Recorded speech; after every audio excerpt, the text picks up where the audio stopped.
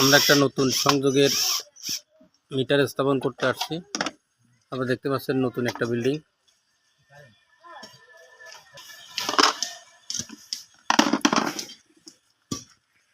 কিভাবে মূলত মিটার স্থাপন করা হয় সে সম্বন্ধে আপনাদের একটু ধারণা দিই। মিটারের ডান পাশটা মূলত লোড সাইড এবং বাম পাশটা সোর্স সাইড। ঘরের ভিতরে যে দুটি তার প্রবেশ করে সেটি মূলত ডান পাশে সংযোগ হয়। সর্বডান পাশে মূলত ফেজ তার, মাঝে দুইটি নিউট্রাল এবং বাম পাশে সোর্সের ফেজ তার।